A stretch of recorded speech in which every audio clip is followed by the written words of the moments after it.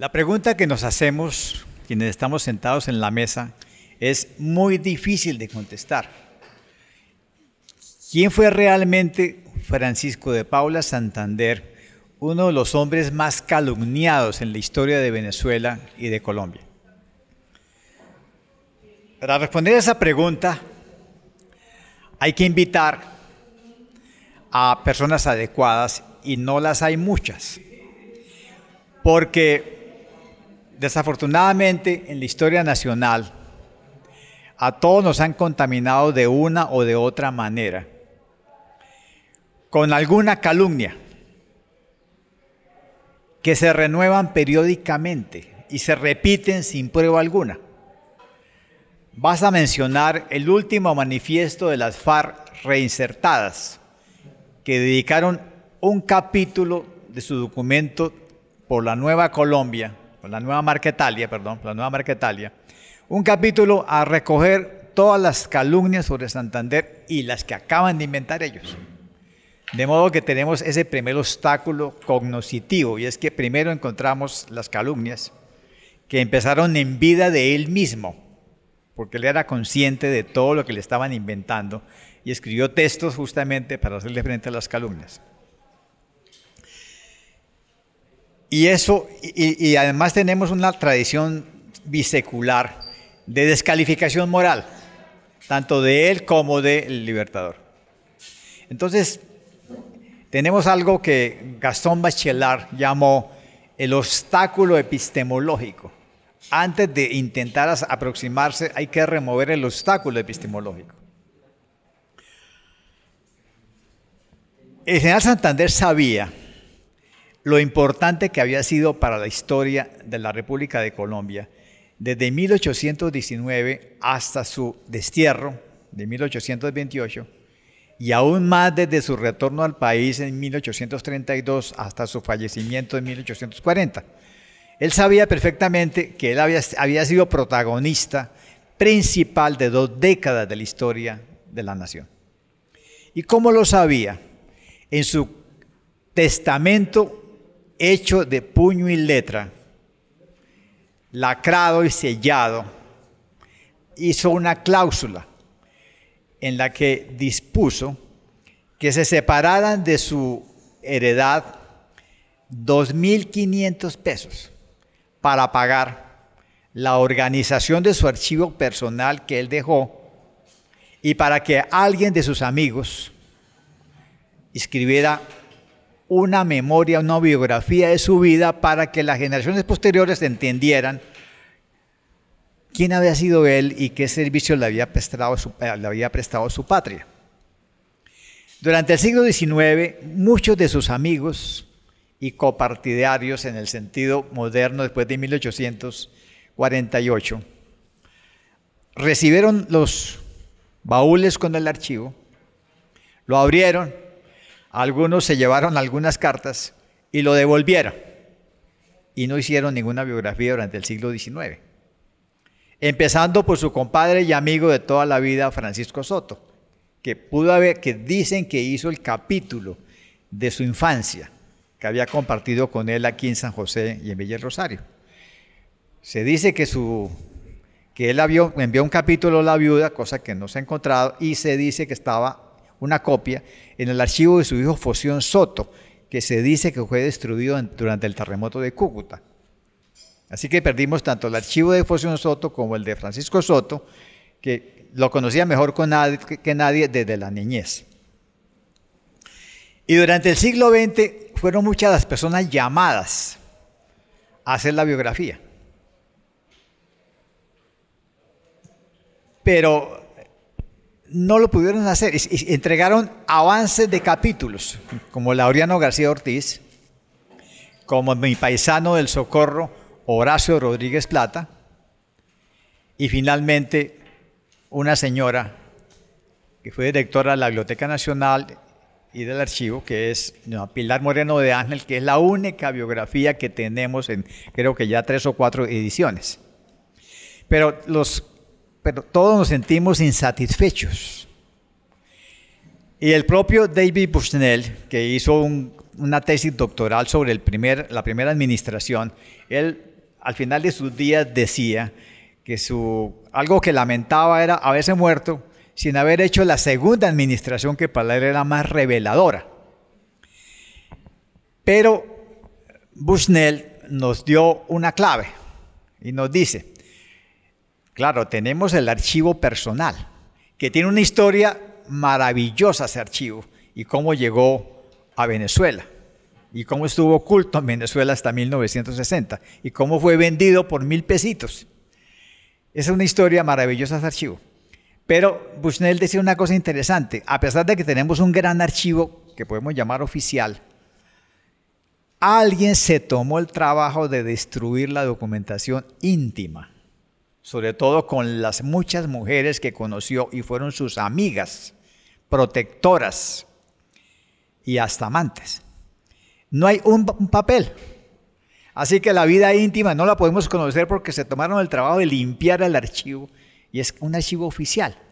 Así que llegar a la intimidad del personaje sin las cartas a las mujeres, a los amigos, que no fueran oficiales, solamente la encontramos en los últimos párrafos de las cartas, cuando le dice, me le lleva saludos. Entonces ya uno sabe quiénes son los amigos de él. Dígale que le escribí a la señora. Muy bien. Pero para aproximarnos al personaje y tratar de responder, bueno, más o menos quién era, estamos aquí en compañía de descendientes directos de ese personaje, que aunque no lo conocieron porque llegaron al mundo recientemente, no pudieron tener noticias de él. Entonces empecemos con una de sus descendientes, esta conversación de amigos sobre un personaje muy atractivo, muy contradictorio y muy difícil de llegarle a su alma por el obstáculo del archivo, que es el segundo obstáculo que tenemos para llegar a él. Empecemos con doña Cecilia Fernández de Palini, una de las descendientes del personaje. Bueno, muy buenos días a todos ustedes, especialmente a nuestro orador anterior, el doctor González Garnica. Yo creo que el general Santander ha sido una persona que cada cual lo interpreta como mejor le parezca. No hay una unidad de criterio que digan, así era el general Santander, así pensaba, es muy complicado. Pero lo que yo sí estoy completamente segura es que ese fervor negativo de que algunos historiadores cuentan acerca de su amistad con Bolívar no es tan cierto. Es decir, el general Santander obviamente conocía a Bolívar y Bolívar sabía quién era Santander, pero Bolívar tenía un gran respeto por el general Santander. Tan es así que cuando fue a Venezuela, suponiendo pues que le pudiera ayudar de alguna manera a conseguir la libertad de la Nueva Granada, pues dijo, es que yo no estoy triste, yo no estoy alegre. Es el que murió es un personaje. Y eso lo dice específicamente. Entonces, sucede lo mismo en las familias. Yo he oído hablar del general Santander desde que empecé a entender el español. Eso, francamente, le da a uno una imagen de lo importante que era, pero cuando se habla no del general Santander, sino mi abuelo, mi bisabuelo, mi no sé qué, eso ya tiene una significación que de alguna manera distorsiona al héroe como héroe histórico. Entonces tiene uno que ponerse a volver a pensar, si yo no fuera nieta, si no fuera tataranieta, si no tuviera el Museo General Francisco de Paula Santander, que era un edificio de la historia, que Colombia no tuviera un museo para el general Santander, es que no es ni siquiera pensable, pero eso era así. Tuvimos que ir recogiendo punto por punto para lograr lo que hoy se tiene, que espero que algunos de ustedes ya hayan estado allá. El general Santander, como yo lo veo, es un personaje profundamente inteligente y estudioso. Una persona que no es como lo pintan algunos, que un señor ahí como hambriento, que dejó en su testamento un lápiz. Yo les digo lo contrario. ¿Cómo estaría de pobre en ese momento que hasta dejó en su testamento donde quedaba el lápiz. Eso ya habla bien de Santander, no es mal de Santander, ni que estuviera pensando que su testamento tenía que hacerlo tan pustillosamente. Sin embargo, no me gusta. Yo no creo que cuando uno esté pensando o crea que ya no va a seguir existiendo, pues no puede ponerse a pensar en el lápiz. Tiene que pensar un poco más en grande. Pero es que el general Santander era así. Él era puntual en todos los aspectos. Y creía firmemente que se podía hacer una reunión de países con Venezuela y Ecuador, y la Guyana también. Entonces, hoy día, aquí en este hermoso sitio en que estamos, aquí en el norte de Santander, pues Colombia le dio dos, Santander del Norte y Santander del Sur, porque ya se le dan el nombre a dos departamentos. Yo creo que es por algo, yo creo que es porque se tenga fe que era una persona que creó la República, y yo así lo entiendo. Es decir, no estaba inventando las leyes, sino estaba retomando las leyes que a una colonia que se volviera una república pudiera servir hacia el futuro. El general Santander es un ejemplo de profesional del ejército, porque inclusive la manera como se expresa y todo, él se sentía muy general. Y nosotros también tenemos que comprenderlo así. No es que Colombia haya sido una república llena de generales y es decir, solamente en muchos de los países es así. Sobre todo donde hay dictaduras, eso sí funciona. Colombia no. Si uno se pone a examinar la historia de Colombia, encuentra que Colombia es una república, ha pensado ser república y le gusta ser república, porque no es lo mismo otras, no quiero nombrar ningún país porque todos son hermanos, pero tantos que francamente lo que tienen es un deseo de venganza, un deseo de militarismo, un deseo de pundonor personal. Yo soy el general y yo mando aquí. No, el general Santander pensaba en una república independiente que pudiera gozar de ese privilegio. Porque una colonia que estaba con el océano de por medio, donde uno podía llegar tal vez si le iba bien al mes, pues ya al mes ya las cosas no funcionaban lo mismo. Entonces, ¿qué? Entonces yo pienso que lo que él logró fue como darle el puntillazo de la personalidad a la República de Colombia. Y eso yo creo que lo tenemos que agradecer y admirar, porque el general Santander fue un personaje que cada vez que uno lo mira y cada vez que tenemos que en el museo tocar algo, el primero que dice que no es aquí don Diego Fornegra, que es el alma de ese museo aquí en Almura, y aprovecho para agradecer lo que ha hecho no por la República, es que ni siquiera es por el museo, es por la República de Colombia. Y eso es muy, muy valioso y bueno, no nos ha ido nada mal. ¿Quién de ustedes ha estado en el Museo Francisco de Paula Santander? Tenga la bondad de levantar la mano los que hayan conocido. Tenemos 3. Quiere decir que el resto, no, 4. No, perdón, ella está hablando de 5. Están haciendo el roble de Bogotá. No, pare un momentico. Bueno, mejor dicho, ganaron los que no han estado. Eso quiere decir que aquí donde estamos debería haber el Museo del General Santander, yo creo, pero más grande, como más importante. No es una salita del museo, sino debe haber un señor museo a la democracia nacional. Esa es la única propuesta que pongo sobre la mesa en este momento, agradeciendo la atención de ustedes. Muchas gracias.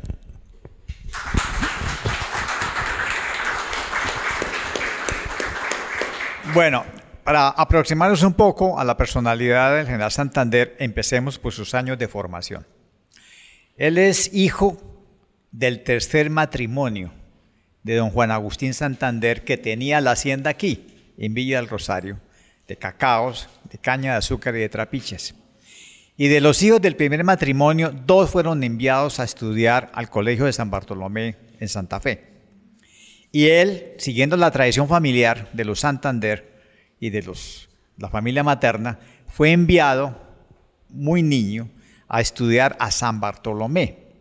Pero para saber si fue un buen estudiante o un mal estudiante en San Bartolomé, tenemos aquí al archivista del Colegio de San Bartolomé, que ha examinado el expediente estudiantil de este personaje para que nos diga si fue mal estudiante o buen estudiante según las fuentes documentales de su colegio, que es Dionel Benítez, a quien agradezco que haya venido.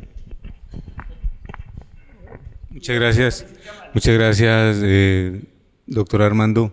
Realmente para mí es muy importante la doctora Cecilia y el señor Suárez que estén aquí. Bueno, entonces he tenido el privilegio y además la responsabilidad, porque me exigen mucho con respecto al manejo de la documentación del Colegio Mayor de San Bartolomé, que queda en la Plaza de Bolívar de Bogotá. Entonces, porque ese colegio es como la piedra angular sobre la que se construyó la educación en Colombia. Primero, es el primer colegio que existe desde 1604 y fue creado por el tercer o cuarto arzobispo de Bogotá, o del arzobispo de la Nueva Granada o de Colombia hoy día. Y luego sobre ese colegio se creó la Universidad Central, luego la Universidad del Primer Distrito, cuando solo quedaba Colombia, y el segundo distrito era Cartagena y el tercero era Popayán. Luego en ese mismo colegio funcionó la Universidad Nacional. En la parte que queda donde queda un sitio que hoy día se llama el Museo Colonial, funcionó la parte administrativa de esa Universidad Nacional. Donde queda el colegio, para aquellos que conocen la Plaza de Bolívar, ahí hay una plazoleta que se llama la plazoleta de Camilo Torres, que él desafortunadamente no estudió en el San Bartolomé, sino en el Colegio del Rosario. Esa parte donde queda la plazoleta, funcionó la primera facultad de la Universidad Nacional, que se llamaba el Departamento de Jurisprudencia y el Departamento de Literatura y Filosofía, que justo ahí estudiaron 2 poetas y uno era negro, para mostrar la obertura que tenía el colegio en esa época de la Universidad Nacional, que es Candelario Obeso, que ustedes seguramente lo conocen. Es un poeta negro de Monpós, que fue a estudiar a ese colegio porque era pagado por el Estado de Bolívar. Y también está el poeta Julio Flores. Julio Flores, en su biografía nacional, o como la que se conoce, dice que estudió en la Universidad del Rosario, literatura, pero eso no puede ser porque literatura no existía en esa época en la Universidad del Rosario. Entonces, volviendo a la parte que tiene que ver con el general Santander, él fue recibido el 17 de agosto, un mes como este, a las 7 de la noche, por el rector del colegio, Domingo Duquesne de la Madrid, y desde ese día integró en 1805. Desde ese día hasta 1810 hizo parte del colegio como estudiante. Después él volvió en 1814 por un título que nunca se le dio, porque él prefirió ya la guerra, meterse en la guerra de la independencia. En lo que tiene que ver con el gran calumniado, ya como él fue muy buen estudiante, de los vestigios que queda por guía del doctor Armando, nosotros encontramos la hoja de vida de José Ignacio de Márquez, que está completica, son como 11 folios que están completos y escritos por lado y lado, o sea, por el recto y por el vuelto. De la hoja de vida de Santander no queda nada. Se la robaron, la saquearon en alguna época y ya no existía en un inventario que hicieron en 1889. Entonces, desde hace mucho tiempo la desaparecieron.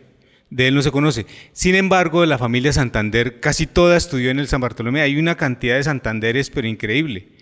El hermano, el tío, incluso el tío era, no solo Santander, sino por la parte de la mamá también, porque el tío era vicerrector del colegio cuando él se fue, que era Mauricio de Omaña. Entonces, la cuestión del gran calumniado es que el tipo era muy juicioso y solo tenemos un documento manuscrito por él, que es el examen de psicología, en el que lo contesta en latín y saca 10. O sea, no tuvo ningún error. Es increíble. También existe como lo conoce el doctor Armando Martínez, en el testamento él pide que al Colegio de San Bartolomé se le done parte de su biblioteca, incluyendo la Enciclopedia Británica. Esa Enciclopedia Británica está en el colegio, está manuscrita, tiene en cada página, la primera página de cada tomo, está escrita por la esposa de Sixta Tulia Pontoni Piedrahita, tiene una firma de ella diciendo que hizo parte de la Enciclopedia Británica. Y estaba el bastón de mando. El bastón de mando se lo debieron robar en 1848, porque de la cabeza, que era de oro, no hay nada, y bueno, ahí es mejor, se lo robaron. Está la carta de doña Sixta Tulia en la que le entrega la enciclopedia al colegio. En lo que tiene que ver con el gran calumniado, que es el temario de esta conversación, Santander siempre fue descreído porque era un hombre más o menos alto, delgado, y a quien Bolívar le dice que tiene que conformar un ejército en los llanos orientales. Él fue descreído porque era un tipo muy delgado, que se ve como largaruto, como lo dicen hoy día. Y los mismos llaneros lo llamaron el hombre pluma. No se sabe si por flaco o porque era escritor, pero bueno, sí, así lo llamaron. Bolívar, incluso después de haberlo nombrado él mismo el hombre de las leyes, había tenido ciertas distancias con él porque Santander siempre se mantuvo en su lugar. En un sitio aquí de Venezuela que se llama el Trujillo, lo nombró alcalde porque se tomaron ese pueblo, y Santander dijo: no, yo no tengo por qué ser alcalde de este pueblo, porque es que yo no soy de venezolano, yo soy de la Nueva Granada. Entonces Bolívar le contesta una frase extraña, yo no la entiendo todavía, de pronto ustedes que se nota que son muy inteligentes, la frente les brilla. Entonces, así en esa época, en el colegio cuando entraba, es muy inteligente porque la frente les brilla. Entonces, entonces de esa manera ingresaba. Entonces, como Santander no le obedeció a Bolívar en ese tipo, llegó y le dijo: o me fusila usted o lo fusilo yo positivamente. Yo no entiendo qué es eso, pero así está la frase. Así le dijo Bolívar a Santander, porque no quiso posicionarse como alcalde de Trujillo. La cuestión es que cuando Santander entra, realmente existe un cambio. En los últimos 300 años, desde 1604 hasta 1819, el colegio, la manera de ingresar a los colegios que siempre fueron públicos, los colegios siempre fueron públicos, o sea, la educación pública se acabó cuando dicen que nació como en 1914 o en 1892 cuando se funda la universidad, el externado. Entonces, pero siempre la universidad fue pública porque siempre fue pagada, o bien por la iglesia o bien por el Estado, pero siempre el colegio San Bartolomé fue público y fue creado para los hijos de los conquistadores de la Nueva Granada. O incluso, por ejemplo, cuando se termina la Guerra de la Independencia, quienes son recibidos en el colegio y que tienen prioridad y están las hojas, existe una cantidad de hojas así, un cartapacio, pongamos, de 200 pedacitos de papel, donde las viudas o los niños viudos o las personas que murieron en la Guerra de la Independencia le piden al rector del colegio que dejen entrar a sus estudiantes porque ellos estuvieron en las batallas. Es decir, ellos tuvieron prioridad. Uno de los que yo recuerdo, por ejemplo, es el hijo de Custodio García Rovira, que la viuda pide que se le reciba a su hijo. Lo mismo el hijo del maestro de maestros de Santander, que es Egidio Benítez. El hijo de él, por pedido de la mamá, estudió ahí y se volvió un gramático, tipo muy bueno para escribir. Entonces, en ese momento, cuando Santander abre la posibilidad de la educación pública, pero a nivel masivo, no a nivel restrictivo, sí hay un cambio dramático en la manera de ver la educación en Colombia. No solo por eso, sino que además de eso, hay algo muy importante y que eso es lo que lo va a enemistar después en 1828 de manera directa con Bolívar. Y es que en el 23, traje el documento pero no hay dónde proyectarlo, en el que le pide al colegio y a todos los colegios y a todas las universidades y a todas las escuelas que se ha creado hasta 1823 que se difunda y se enseñe la Constitución de 1821. Él creía notablemente en que la mejor manera de poder llegar a toda la comunidad era enseñando la Constitución. Eso no lo hacen hoy día ni siquiera los colegios, ni siquiera las escuelas actuales, nada, no lo hacen. Bueno, tenemos un examen en latín y psicología que sacó 10. Sí. El expediente fue aprobado. El expediente fue aprobado. Tenemos el expediente de su compañero de pupitre, Sí. José Ignacio de Márquez. Completo. Según el expediente de José Ignacio de Márquez, ¿qué estudió Santander? Que es lo mismo que estudió Márquez. Sí, él estudió Derecho, Derecho Español. Derecho Real y Gramática, Filosofía, Teología, Psicología, que está el examen, Inglés y Francés y Latín, sobre todo Latín. Él, por ejemplo, en 1825 crea un periódico en inglés, o sea, y él pide que ya no se enseñe latín ni griego, sino inglés y francés. O sea, llevamos en eso y no 200 años y no sabemos inglés y francés.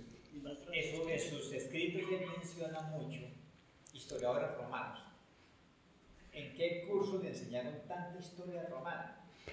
En derecho, porque había una parte que se llamaba el derecho romano que hacía parte del derecho real y el derecho español, Ildefonso X el Sabio y toda la cosa. Todo eso está, eso sí está. Hay un documento en el que se puede leer cuáles fueron las materias exactas y qué se dictaba en derecho, por ejemplo. Solo existe de esa materia, porque pues filosofía sí estaba la tomística, la aristotélica y la platónica, no más. ¿Estudiaron las vías paralelas? No sabría decirlo. Eso ahí no. La estudiaron porque hay una referencia precisamente de Castillo y Rada sobre él, que fue el profesor de Santander.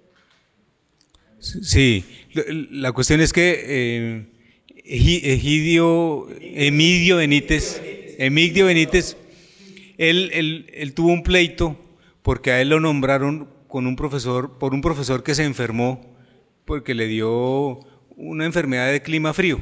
En esa época era así, y que era popayanejo y le tocó devolverse para su pueblo porque el tipo se enfermó de eso.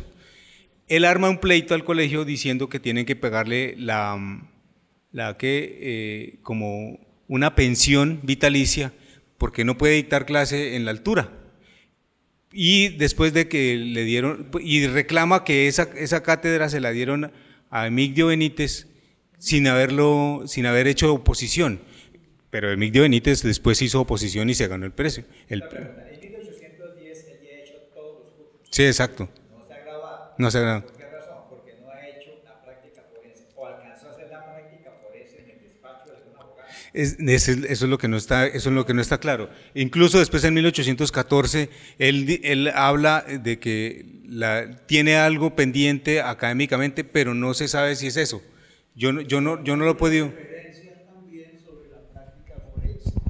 Precisamente. Antes debo presentarle a otros los descendientes del general Santander que tiene por qué saber las cosas de la familia. Bueno, muchas gracias. Él nació 18 años. Tenía 18 años. Él fue el primer presidente de 27 años. Sí. Bueno, perdón, vamos a seguir en orden. Hay una referencia precisamente del examen que le hacía falta al general Santander sobre la práctica forense, ¿sí?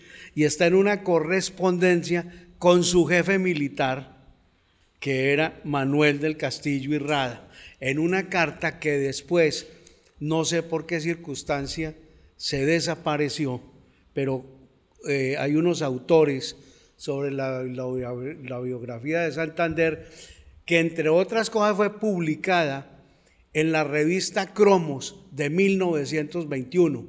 La revista Cromos salió al público hacia 1916.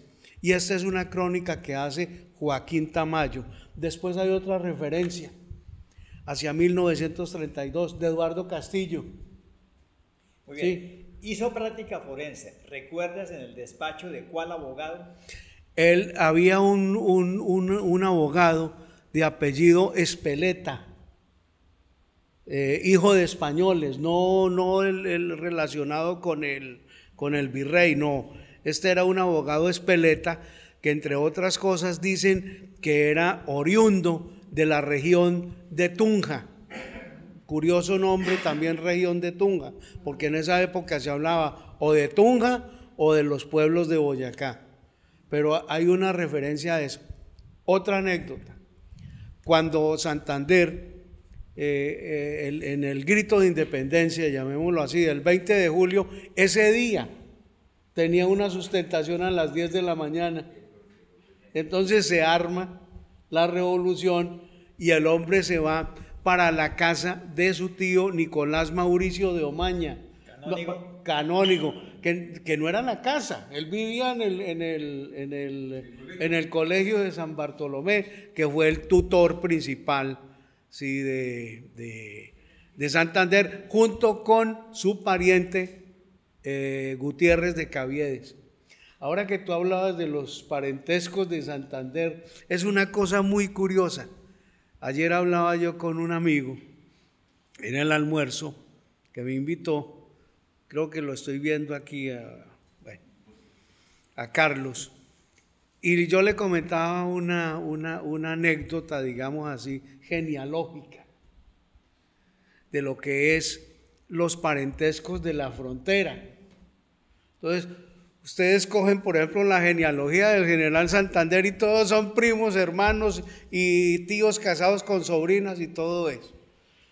El caso de nuestra familia, mi tío tatarabuelo, perdón, mi tío bisabuelo, que es el mismo bisabuelo de Cecilia, ¿sí? Manuel Suárez Fortul, que se casó con Sixta Tulia Santander Pontón, la hija menor de Santander, era primo del general Santander, por lo Fortul. Pedro Fortul, su gran amigo y primo, doble primo hermano, por los Santander, no, doble no, triple, un momentico, doble primo hermano, por los Santander, por los Sánchez Osorio, por los Ramírez de Arellano, por lo Concha, ¿no? Y por ejemplo hay otra anécdota del primer matrimonio de Santander con doña Paula Petronila de Vargas Machuca y Ramírez de Arellano. El papá del general Santander, don Juan Agustín Santander y Colmenares, era primo segundo de esta dama, ¿sí? Por el lado del padre, pero por el lado de la madre era primo. Entonces, y esos parentescos van a San Cristóbal y Villa El Rosario y Cúcuta. A Gallardín, a San Faustino y todo eso. Muy bien, pero hay una pregunta.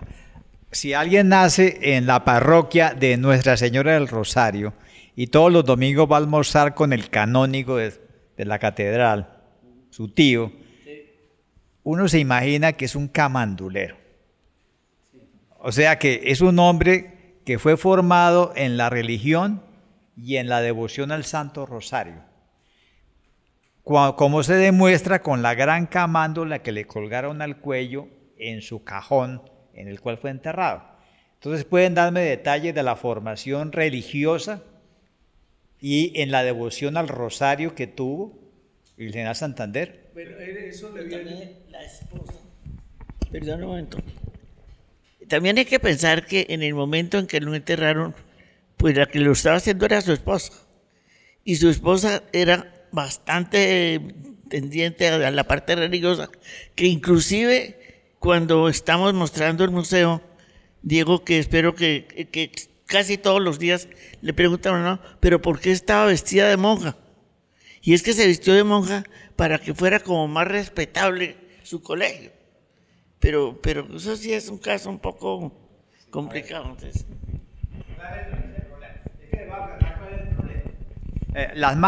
Una de las calumnias es la siguiente.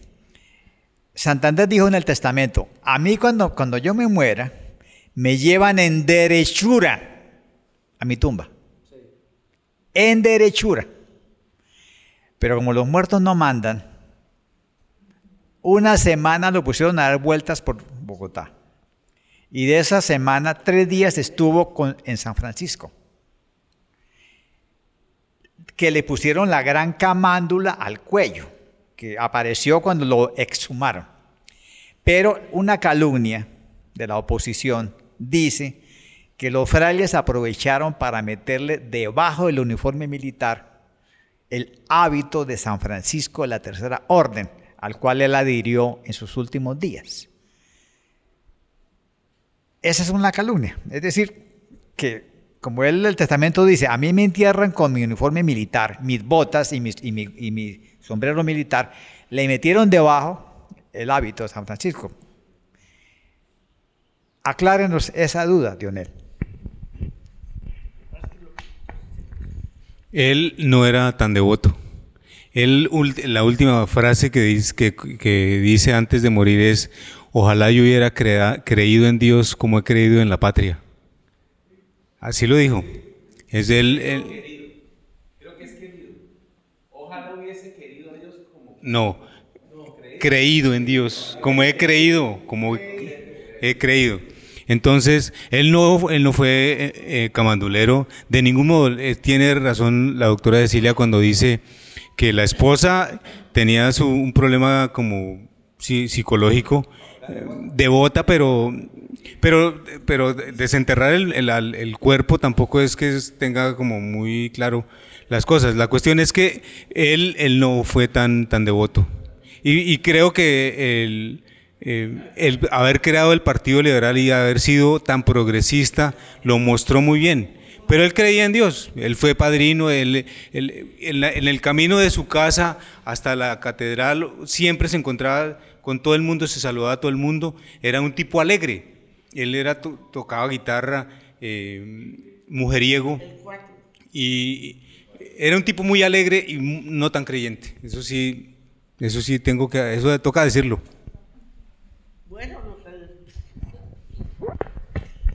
Bueno, yo le quiero contradecir algo a mi buen amigo Leonel. Santander no fue el creador del Partido Liberal. No existía. No existía. No, fue Ezequiel Rojas. Exacto. Sí, entre otras cosas, Ezequiel Rojas y Mariano Espina Rodríguez, que fueron los fundadores, uno del Partido Liberal y otro del Partido Conservador, fueron 2 de los principales conspiradores de la noche septembrina, ¿sí? Bueno, ¿y le contradices la idea de que no fue tan camandulero? No, él no fue camandulero. Es más, acuérdense que él fue el fundador de la logia masónica, ¿sí? Sí, claro. Hay una correspondencia también en los llanos del Casanare, muy interesante, en donde él dice que la república, estas nuevas repúblicas que se van a fundar basados en la civilidad después de haber empuñado las armas, tienen una clara intención liberalizante. Utilice esa palabra. Es una carta que le escribe a su amigo Joaquín París y que después, 3 años eso fue en junio de 1819, y después se la escribe a su primo hermano doble que hablábamos ahorita, ¿sí? A a Pedro Fortul y Sánchez Osorio. Hay otra referencia de Santander en cuanto a la religión, ¿no? Él habla que los espíritus religiosos se deben respetar, pero que no es una camisa de fuerza para seguirlos. Y eso fue una de las frases que molestó bastante al arzobispo Mosquera. En el año 33, cuando regresa a Santander, ya después cuando venía a institucionalizar la teoría de Bentham, ¿no? Después de haber hablado en Londres el 5 de junio de 1830. No tanto que estamos en la adolescencia. Ah, bueno. Bueno, ya nos queda más o menos claro quién era él. Es decir, en su correspondencia él dice, yo me fui a Bogotá con un proyecto de vida. El proyecto de vida se llamaba seguir la carrera de estudios. Él iba a ser un abogado, como todos los de su generación, y probablemente hubiera regresado a Villa del Rosario y a Cúcuta a enriquecerse como abogado con el gran negocio que existía, que era las sucesiones testamentarias. Hicieron rico a tantos abogados de su generación. Pero se le atravesó la revolución y lo agarró sin haberse graduado, pero ya estaba en práctica forense. Por lo tanto, él ya había concluido todos los estudios con el mismo programa de José Ignacio de Márquez. Muy bien, pasemos a la segunda etapa. La revolución le cambia la vida, pero lo deja muy bien formado en las letras, en latines y en historia romana y en historia griega. Y entonces él cambia de proyecto de vida. El proyecto de vida a partir de 1810 es seguir la carrera de las armas. Y empieza a tener jefes militares, empezando por Manuel del Castillo. Y empieza como abanderado alférez, pero él siempre lo ponen en labores administrativas, porque es muy bueno llevando libros y haciendo despachos. Y lo mandan en comisión a Mariquita. Y ahí viene la primera duda que ustedes me van a aclarar. Se dice por sus enemigos que Mariquita procreó su primer hijo. ¿Es cierto eso? ¿Dónde está esa descendencia de Mariquita? ¿Quién me responde esa pregunta? Diego, estás invitado también, no se haga. Eso es cierto. No me diga. Sí, señor, eso es cierto. Sí. A los 18 años, en una noche de farra, que empezó no en Mariquita, empezó en Honda. Se va con su jefe Manuel del Castillo, él ya era sargento mayor, un abanderado con título, exactamente, abanderado con título de sargento mayor. Entonces tienen una noche de guitarra. Santander era un hombre que además tocaba muy bien la guitarra y tocaba muy bien las mujeres. ¿Sí? Buen arte. Buen arte. Entonces, se enreda, llamémoslo así, en una noche, pero para no dar de qué hablar, se va para Mariquita, o sea, se devuelve para Mariquita y ahí tiene su romance con una señora de apellido Muñoz. Esta señora después se va a vivir al Cauca, se casa con un personaje de apellido España, que fue coronel, además del ejército y del ejército ecuatoriano, porque ellos después se van a vivir a Ambato. En el acta de posesión del coronel Muñoz España, ¿sí?, consta, por lo menos en la declaración de él, ratificada por su madre, de que efectivamente es hija del general Francisco de Paula, que es hijo del general Francisco de Paula Santander. Pero lleva los apellidos Muñoz España. Pero lleva los apellidos Muñoz España, y hoy la familia es una familia muy reconocida en las artes plásticas, en derecho, y una pianista muy connotada que inclusive estuvo en Europa, Blanca España, familia originaria de Ambato y ellos sostienen que efectivamente vienen del general Santander. Nosotros, por aquellos vericuetos de la genealogía, estamos haciendo un cruce de ADN que yo creo que debe estar listo, porque estamos buscando al personaje en el Ecuador. Nosotros ya tenemos, yo tengo por ejemplo unos cabellos, ¿sí?, de una de las hijas del general Santander, y lo cruzamos, lo vamos a cruzar con esa información que tenemos en el Ecuador. Pero efectivamente, cuando alguien le dijo a esta señora España que por qué no habían, que Santander era un hombre que reconocía sus cosas, porque la respuesta fue muy sencilla, dijo, no, es que la señora jamás le avisó a Santander de que había quedado embarazada. Muy bien. Estamos ahora en servir la carrera de las armas, y eso lo lleva muy pronto, bajo el mando de Manuel del Castillo, a los valles de Cúcuta, como jefe militar subalterno. Y aquí va a tener dos momentos decisivos.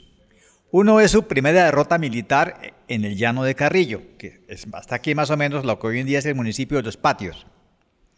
Y la otra es su decisión de cerrar filas con Manuel del Castillo y negarse a hacer la primera campaña admirable de Venezuela, siguiendo a Simón Bolívar. Las razones que él aduce de no seguir la carrera a Caracas es que él siempre dijo que él era neogranadino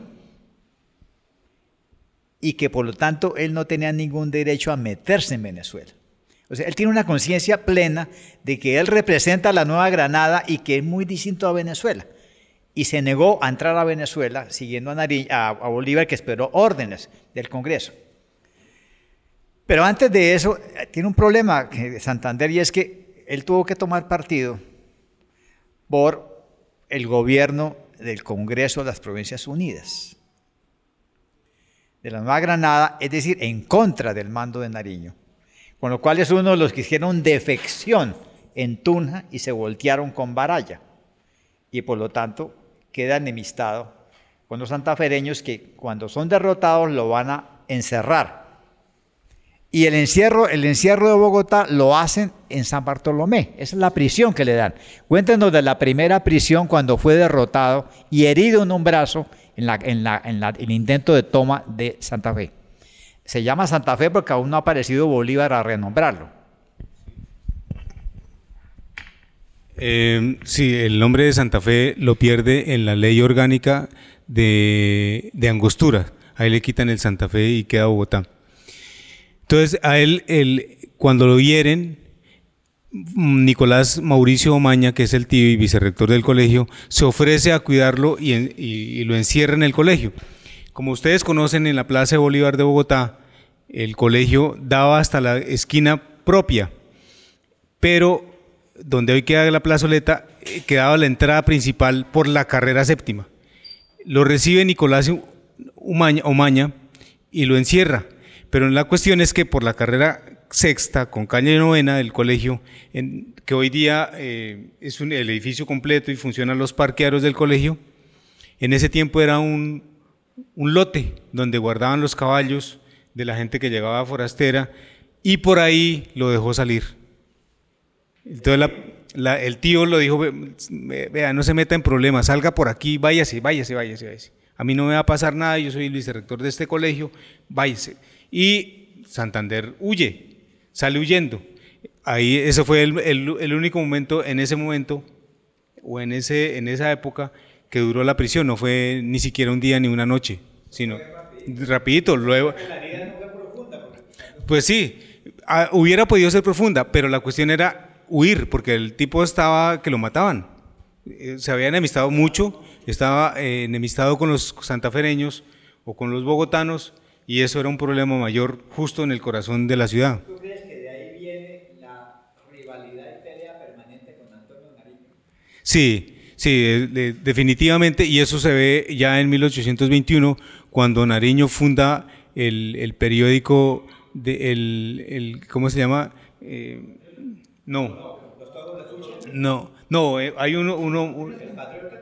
pero hay otro peor que es todavía. Ya le digo el nombre del periódico. Y desde ahí, desde ese, como el protesta, un nombre buenísimo. En 1821, y ese periódico, desde esa tribuna, lo jode muchísimo, lo vive, lo vapulea a Santander, sí, siempre. Pero la enemistad viene del intento de toma de Santander. Sí, exactamente. Muy bien. Los enemigos venezolanos siempre han dudado de la capacidad militar del general Santander. Pero él, el rango que más apreciaba era el de general. Y pues llegó al máximo nivel, general de división. Su gran mancha fue la batalla de Carrillo, que hizo que él pidiera que lo sacaran del ejército, pidió licencia. O sea, esta batalla, esta derrota, duele mucho. Quiero que me den la baja, no quiero salir, y obviamente no se la aceptaron. Pero tiene una segunda derrota muy fuerte, que es la del páramo de Cachirí, el 22 y 23 de febrero de 1816. El Cachirí, esa sí es que fue una derrota, bajo el mando de su profesor, Custodio García Rovira. Es que Custodio García es su profesor y luego su comandante de armas en Cachirí.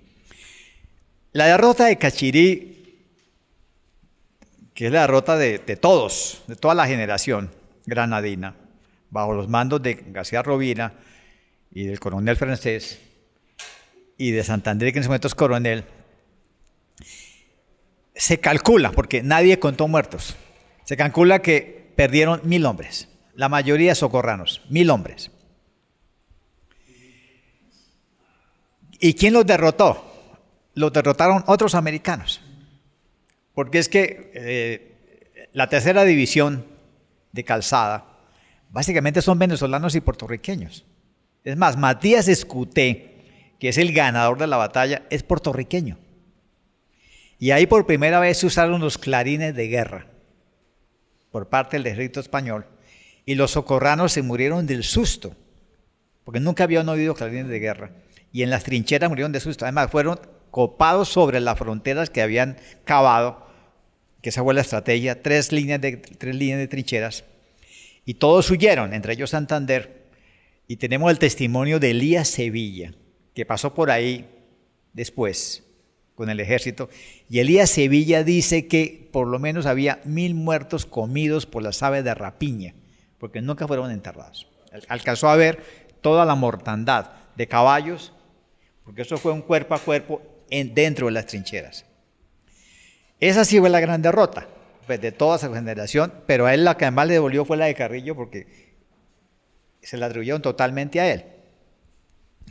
Muy bien, pero él sí estuvo en acciones muy importantes, fuera las que tuvo luego en Venezuela, que están todas contabilizadas y están, afortunadamente, a él se le reconstruyó su hoja de servicios militares, completa, está publicada en muchas ocasiones. Diego, ¿tú puedes agregarnos algo de su vida militar antes de la batalla de Boyacá?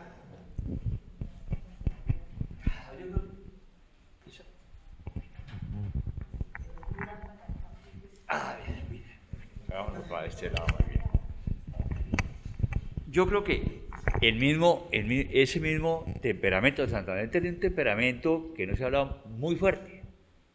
Santander era una persona que era templada, tomaba una decisión y no se echaba para atrás. En las batallas, yo me acuerdo en el museo que teníamos inclusive unas charlas con el general Valencia Tovar, que son sobre todo estas batallas que se dieron en este lado, y desde ahí esa parte se le fue quedando mucho al Libertador, por el mismo temperamento que tenía el general Santander y las decisiones que tomaba en los campos de batalla. Muchas veces al general Santander la gente jura que no tuvo sino 2 o 3 cargos en la parte militar, hizo toda la carrera, la hoja de vida del general Santander es de las hojas bien completas en la parte del servicio militar. En este tipo de batalla, además, siempre fue a la cabeza de sus hombres. El general Santander no iba en la mitad ni atrás, siempre fue al frente. En la historia muestra muchas veces una persona como débil, intervela. No, el general Santander siempre fue una persona al mando de sus hombres, en todas, no solamente en los llanos, cuando se crea la parte del ejército, esos 3 años que tuvo el general Santander, pues ahí nació realmente el ejército. Y los llanos de Casanare, pues era la única provincia libre del territorio nacional de la corona española, que era Casanare, exactamente. Hago una pregunta, estamos hablando de los servicios militares de Santander y tenemos el parte de victoria de Boyacá que se firma en Ventanquemada el 8 de agosto de 1819, lo firma Sublet, que es el jefe del Estado Mayor, Carlos Sublet, venezolano. Él firma en Ventanquemada el primer parte. Y el primer parte dice que los grandes actores del campo de Boyacá son 2, Anzoátegui y Santander. Cada uno por su lado. Y no se veían, es decir, lo que dice el parte es que, y Santander lo dice, cada uno iba por nuestro lado en la batalla, pero no nos veíamos. Pero el parte dice, aquí el hombre fue Anzoátegui y luego Santander. ¿Tú crees que, con esta referencia del parte, sabemos que él juega un papel decisivo en la batalla de Boyacá y creo que esa fue su mejor batalla? ¿Estás de acuerdo con eso? A ver, yo en el puente de Boyacá, acuérdate que tenemos las 2 vanguardias sobre el Teatinos, una manejada por el general Santander, que era la vanguardia al frente, y retaguardia o grueso, que estaba conformado por 4 batallones y un regimiento de caballería. La batalla se da en las 2 altiplanicies. Santander entra por el lado occidental de la parte del puente y el grueso entra en el mando del general Anzoátegui con el apoyo de las columnas de Tunja, el Socorro y la Legión Británica, lo que quedaba de la Legión Británica. Y se encuentran, inclusive cuando vive la captura de Barreiro, que se lo entregan al general Anzoátegui, el niño Pedro Pascasio Martínez, el niño de 14 años, que le entregó a Barreiro, rechazó la bolsa de oro que le puso el español, si lo dejaba huir, y se lo entregó al general Anzoátegui. En el puente siguen diciendo que se lo entregó a Bolívar. No, Bolívar llegó a la parte final de una batalla.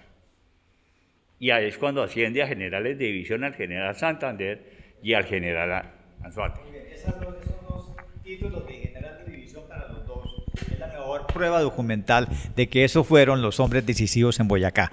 Pero doña Cecilia tiene algo que agregar. Bueno, yo he tenido que ver algo con la educación de Colombia y sí me gustaría que nos centráramos sobre todo en la labor educativa del general Santander. Porque si él estaba creando una nación, tenía que educar a la gente que estaba precisamente conformando esa república. Tengo aquí un párrafo que quisiera leer. Muchas gracias. Para calcular la dimensión de la tarea educadora emprendida por el general Santander, es bueno remitirnos al informe que presentó en 1836 como presidente de la Nueva Granada, cuando anunció que el país ya contaba con 578 escuelas públicas. Pero es que crear 578 escuelas públicas en una parte donde, pues, obviamente, las comunicaciones eran pésimas. Bueno, seguimos. 578 escuelas públicas gratuitas con 21,000 alumnos, 472 escuelas privadas con cerca de 5,000 estudiantes, algo realmente sorprendente si consideramos que solamente había transcurrido un lustro desde la separación de Venezuela y Ecuador y la creación de la República de la Nueva Granada. Esto nos cuenta un poco resumido el resultado en la parte educativa, que para mí fue impresionantemente buena bajo el gobierno del general Santander. su gran labor para mí. Bueno, creo que es más, él representaba la Nueva Granada. Si representaba la Nueva Granada a nivel internacional, entonces la figura que tenemos de él en ese aspecto es buena. Pero la parte educativa casi nadie la usa o no la sabe. Gracias. Bueno, la intervención de doña Cecilia nos permite pasar a la siguiente etapa de su vida, que es la etapa administrativa. El 10 de agosto de 1819, a las 5 de la tarde, baja de su caballo el general Santander, que había llegado a la carrera después de la batalla de Boyacá, cuando ya ha huido la audiencia, el virrey y los comerciantes españoles, y comienza el gobierno de la República. Alejandro Osorio abre el copiador de órdenes del general Bolívar con una frase que dice: restablecido el gobierno liberal de la República. O sea, esta es la segunda fase de un gobierno liberal que ya había existido. Ahí hace la continuidad del gobierno republicano y enlaza con los gobiernos de la Primera República. Y Bolívar, triunfante, toma una decisión que es la que hoy nos tiene aquí. Triunfante en Boyacá, tiene la opción histórica de crear la República de Colombia. Hay que decirlo claramente, señores, Colombia es un proyecto de venezolanos, no es un proyecto de granadinos, porque los granadinos somos gente humilde que no es ambiciosa en política. Pero los venezolanos tienen ese proyecto desde 1790, cuando Francisco de Miranda lo vende en París y en Inglaterra y en Nueva York. El que se imagina Colombia es inicialmente Francisco de Miranda. Y quien hereda el sueño son los oficiales venezolanos que llegaron exilados a Cartagena después de la derrota de la Primera República. Todos, Pedro Briceño Méndez, Pedro Gual, Mariano Montilla y Bolívar, son los dueños del proyecto. Pero en la Carta de Jamaica, cuando Bolívar ya ha sido derrotado en Cartagena y se exila, en la Carta de Jamaica lo que Bolívar dice es: el sueño de Bolívar es muy grande, no se puede hacer una nación de un continente. La realidad nos ha mostrado que lo máximo que podríamos hacer es unir el virreinato y la capitanía de Venezuela. Es lo máximo, es lo que dice en la Carta de Jamaica. Pero la batalla de Boyacá es la que le va a dar la oportunidad de volverlo realidad. Entonces, en Santa Fe, Bolívar sabe que tiene que regresar corriendo al Congreso de Venezuela, reunido en Angostura, para convencer a sus constituyentes que detengan el proyecto de constitución venezolana y hagan una cosa más grande, que es Colombia. Cosa que lo logra con el respaldo de Francisco Antonio Sea. Durante toda la década, el proyecto de Colombia seguirá siendo venezolano hasta que los venezolanos lo abandonaron. Los granadinos simplemente acompañan el proceso, pero en ese momento que llega a Santa Fe y se regresa corriendo a Angostura, toma una decisión importante. El general de división Santander va a ser el vicepresidente de lo que él acaba de renombrar, que es Cundinamarca. Es decir, la Real Audiencia de Santa Fe pasa a ser departamento de Cundinamarca. Santa Fe pasa a ser Bogotá. Cambia todo el nombre, renombra todo. Y este vicepresidente tiene que conquistar todas las provincias del virreinato, mientras él hace la tarea legislativa en Cúcuta. Es decir, Colombia es hija de la guerra, porque sin el triunfo militar no habría habido Colombia, pero lo llevan los venezolanos. Entonces él se inicia como vicepresidente interino del departamento de Cundinamarca en la República de Colombia, que crea la ley fundamental del 17 de diciembre del año 19. Pero lo que él va a hacer desde entonces hasta Villa El Rosario es un gobierno militar de facto terrible, del cual Daniel Gutiérrez habló esta mañana. ¿Qué quiere decir? Fusilamientos, expropiaciones, contribuciones forzosas, arrestos.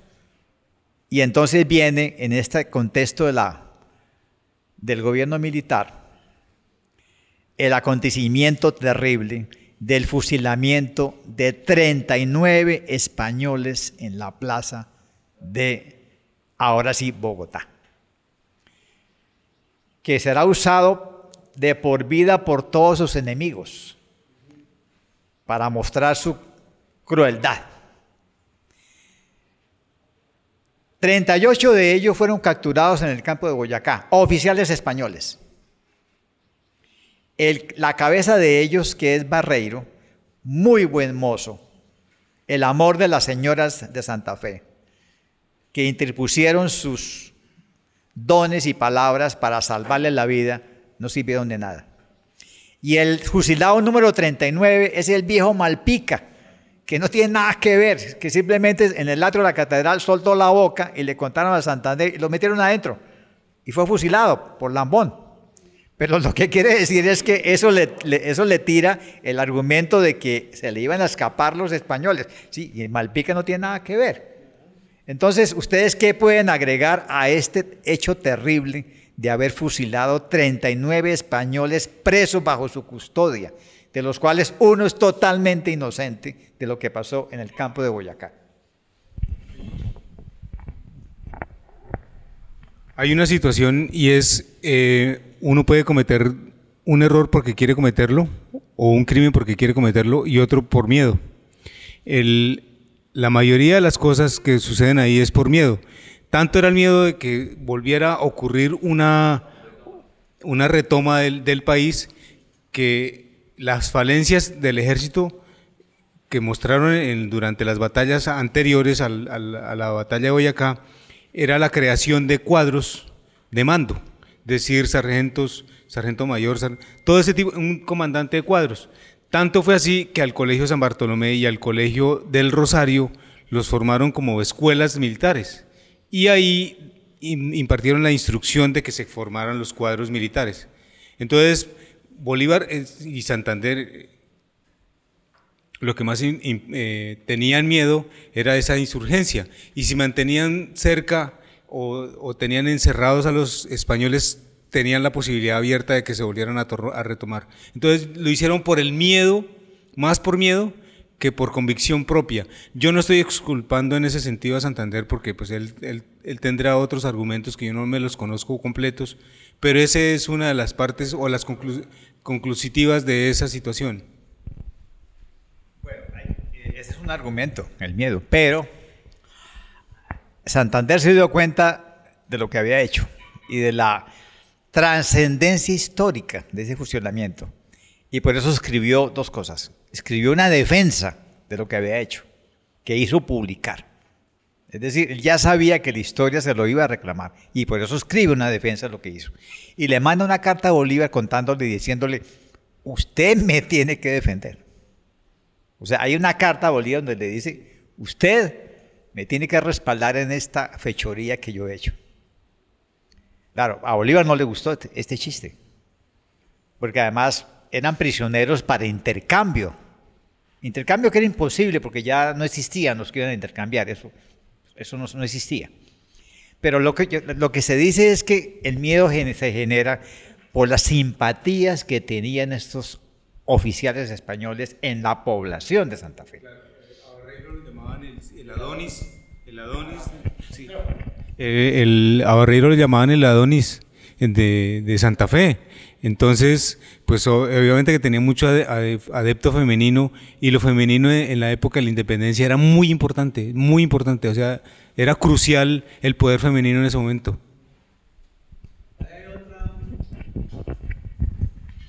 Hay otra anécdota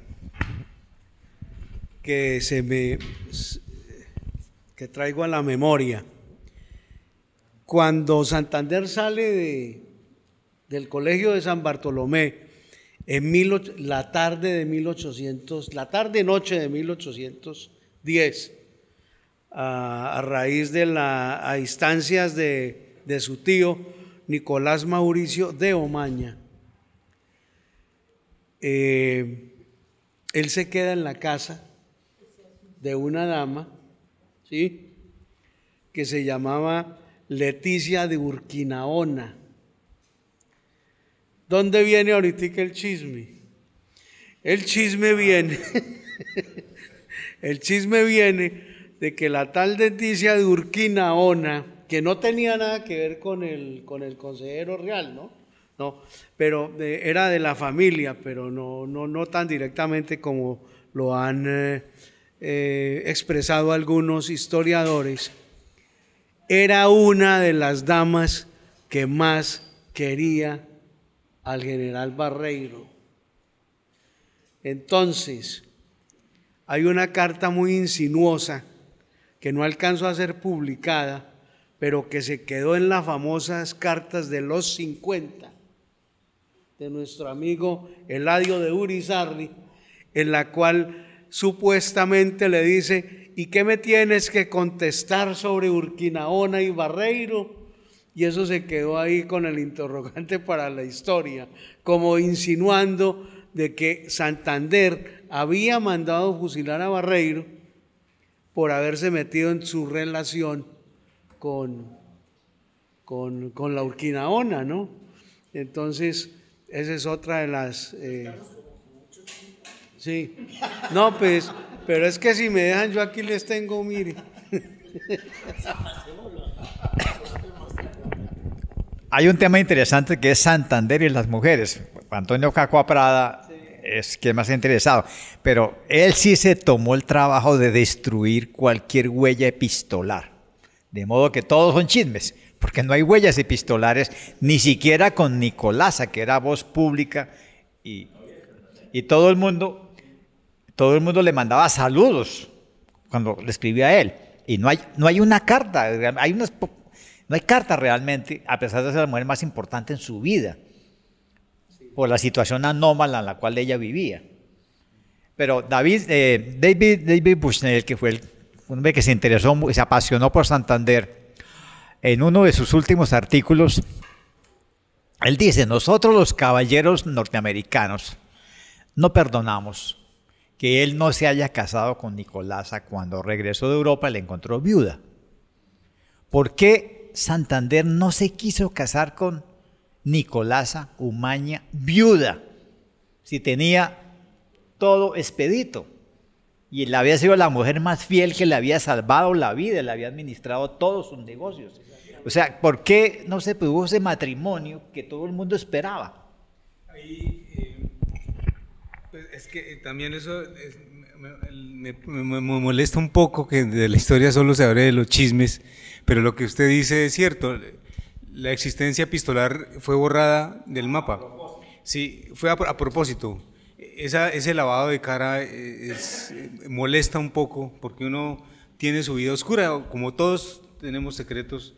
Entonces, la cuestión es que lo que se dice de la parte de Santander es que cuando él llega de Estados Unidos con Bonaparte, se va a la Fucha, donde tenía la hacienda, y la hacienda de Fucha, y allá estaba Nicolás Ibáñez, pero cuando llegó a él le molestó muchísimo que en ese momento, cuando llegó, estuviera de visita en José Ignacio de Márquez.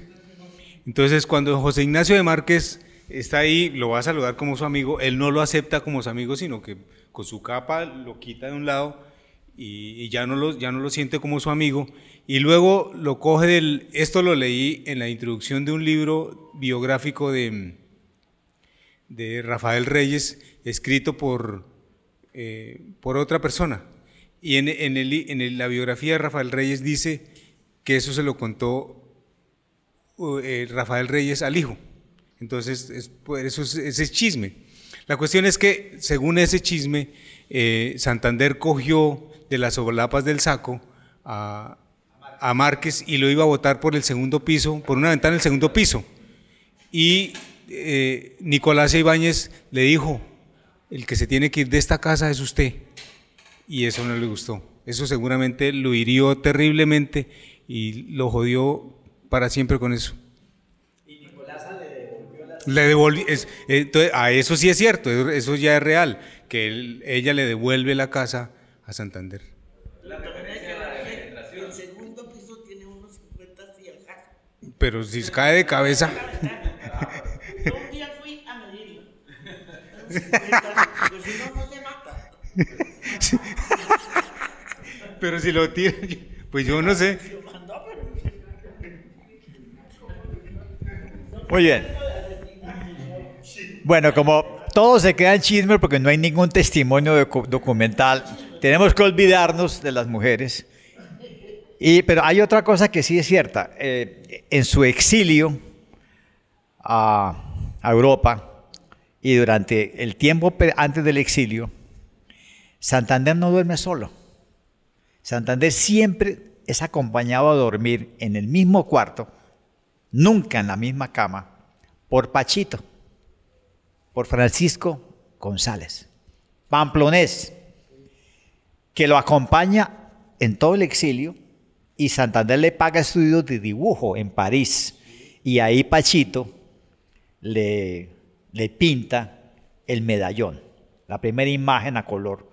Yo creo que eso era como la costumbre, no más que otra cosa. Bueno, pero Pachito aprende pintura en París y le pinta ese medallón, que él le pega detrás un cachito de pelo, ahí está el pelo, para sus estudios genéticos, y se lo manda a su sobrina, con una dedicatoria muy bonita, porque si hay alguien que él quiso mucho en la vida fue a su hermana.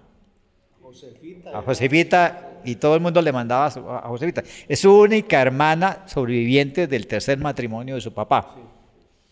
Y su relación fue muy íntima. Es más, cuando él vuelve de Europa con el joven príncipe Bonaparte, desde Vélez le manda instrucciones muy precisas, diciéndole cómo debe poner la mesa, qué debe comprar. Le da el menú de la cena y le dice, pongo todo en manos suyas. Y no quiero verme con aquella en su casa. O sea, da todas las instrucciones. Muy bien. Santander hace entonces ya la parte seria, que es la parte administrativa, que está muy bien documentada porque el grueso de su correspondencia es la correspondencia administrativa más todos los informes anuales. Ahora, hay una cosa muy linda que hizo Santander y es inaugurar la costumbre colombiana de 200 años de abrir las sesiones del Congreso con un informe presidencial y además con un informe de cada ministro. Colombia nace con 5 ministerios, que en su orden son Exteriores, Interior, Hacienda, Guerra y Marina. Y para el primer Congreso Constitucional del año 23, él le dice a cada ministro, ustedes deben preparar un informe para el Poder Legislativo del pueblo, diciendo qué ha hecho su ministerio, y yo hago el mío.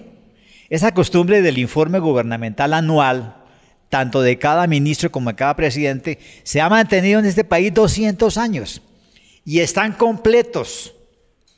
En el Archivo General de la Nación están todos los informes anuales administrativos de esa costumbre que él impuso. Es decir, lo que hoy en día llamamos rendición de cuentas.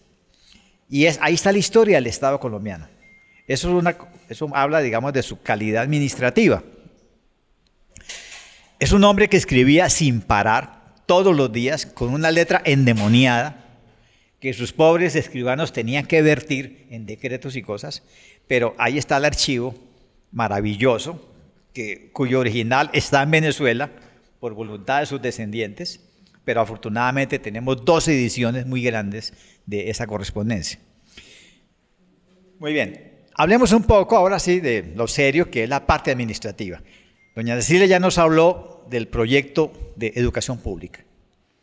Por orden del Congreso de Villa del Rosario, al ciudadano hay que educarlo.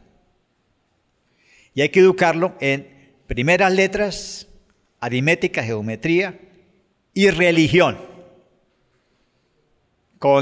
Así sea con el catecismo del abad Fleury, y luego a nosotros nos tocó con Astete. Hasta 1967 en Colombia a todos nos tocó Astete. Le tocó Astete a la señora, por ejemplo. Pero en ese siglo era Fleury, el abad Fleury, que fue el que más se distribuyó. La República nace con la obligación de educar a los niños. El problema es que no hay dinero para eso. Entonces, los constituyentes dieron leyes muy precisas. Y es que cada población tiene que sufragar una escuela de primeras letras. Y se decía, una para niños y uno para niñas. Eran 2 escuelas. y negoció con las órdenes religiosas para convertir los conventos menores en colegios provinciales. Y cada provincia comenzó a tener su colegio provincial en el convento menor suprimido e incluso con los frailes de profesores, porque la expropiación fue consensuada con las órdenes religiosas. Y muchos frailes se quedaron de maestros masculinos. De modo que ese es el gran aporte administrativo, pero además él negoció la dotación. En Estados Unidos, la compra de gises, pizarras. Doña Decida, yo creo que sí le tocó todavía pizarra y gis. Claro que sí. Y mapas, planos. Y la dotación la fue dando, y la dotación, los archivos muestran cómo cada escuela del país recibía para cada niño los materiales. Con mucho detalle. Es parte del gran gasto se hizo en eso. Y viene luego los empréstitos ingleses, que es otra de las polémicas de sus enemigos. Es decir, el gasto público del empréstito de 1824, gestionado en Inglaterra, con una casa que finalmente quebró. Bueno, hoy no vamos a hablar de cómo se gastó, porque cada uno tiene sus ideas, pero yo creo que él es totalmente inocente de cualquier cargo que tenga que ver con esa administración, porque básicamente eso se gastó en Venezuela, se gastó en una flota contratada en los Estados Unidos e Inglaterra, se gastó en lo que no debía gastarse, pero fueron malas decisiones administrativas pensando en tomar Puerto Rico y tomar Cuba. Es decir, pero arman una flota contratada en Estados Unidos, en Inglaterra, pagado con el empréstito para supuestamente tomar Cuba, tomar Puerto Rico con el apoyo mexicano. Esos buques los tuvieron que regalar después, eso fue plata perdida. Pero también pudo funcionar la administración hasta el año 26. ¿Qué más nos puedes decir del legado administrativo de Santander? Hay una cosa quizás hasta poética, por decirlo menos, de lo que tiene que ver con Santander, y es la inclusión indígena en la educación. Aquí traje la hoja de vida de un estudiante que se presenta en 1821 a estudiar, y es un indígena, y fue recibido en el Colegio San Bartolomé, cosa extrañísima. Después de 300 años que un indígena tuviera posibilidad de entrar a estudiar, eso es novedoso, y lo crea Santander, y Santander fuera de eso le quita el impuesto a los indígenas. Eso es lo que hace, ya me acordé del periódico, eso es lo que hace surgir el periódico El Insurgente. El Insurgente. Sí, entonces, o sea, le quita el tributo a los indígenas, eso me parece maravilloso. Pero sobre todo lo de la educación. También está lo de la libertad de imprenta, que es impresionante. Un padre que se llamaba Arturo Montoya, el tipo se puso a guardar los documentos, había unos documentos del Colegio San Bartolomé dispersos por ahí en cualquier parte, y en 1930 se pone a compilarlos y armó 60 tomos de documentos del siglo XVIII. Y están todos los panfletos, periódicos dispersos que se crearon entre 1821 y 1840 más o menos, pero en el Colegio San Bartolomé. Eso es impresionante porque la gente se siente como una libertad especial de poder decir lo que se le dé la gana y lo puede mandar a imprimir. O sea, ver impreso algo era maravilloso, era como tener un iPhone hoy día. Bueno, ya a nadie le importa. Pero la cuestión es que era muy importante ver esos papeles. Entonces la gente, cualquier persona decía, ¿le subieron al precio de la carne? No, yo no estoy de acuerdo. Entonces mandaba a imprimir su pensamiento y decía, no me gusta, y firmaba el papel y lo pedía y lo regalaba, lo pegaban en las puertas de las iglesias, de las casas, donde quisiera. O sea, hay una especial manera de ver el mundo desde el punto de vista de la imprenta.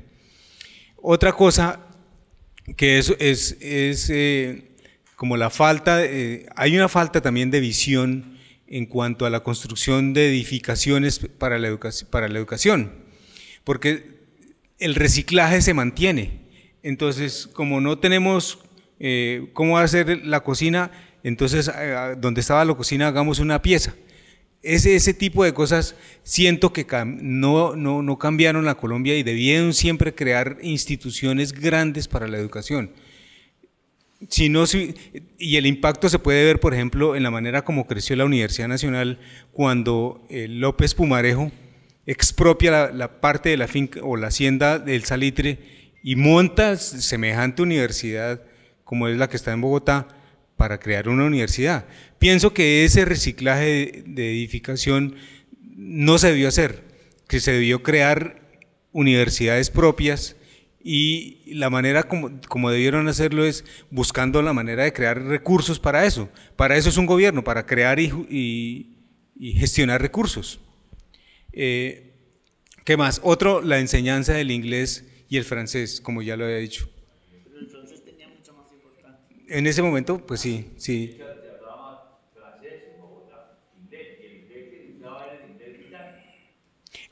Otra de las cosas es la introducción de la enseñanza de la medicina con metodología, porque sin eso no hubiera avanzado esa enseñanza. Ahora vamos a plantearles un problema, un asunto muy polémico, y digámoslo claramente. Realmente él fue el autor intelectual del intento de asesinato del libertador presidente en la noche del 25 de septiembre de 1828. Pregunto, ¿lo sabía o no lo sabía? ¿Se hizo el tonto o no se hizo el tonto?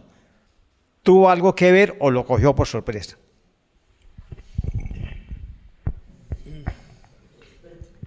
Esa es una pregunta que se ha debatido durante muchísimos años. Mire, Santander fue el hombre más fiel que tuvo el Libertador. Eso está, mejor dicho, eso no tiene discusión.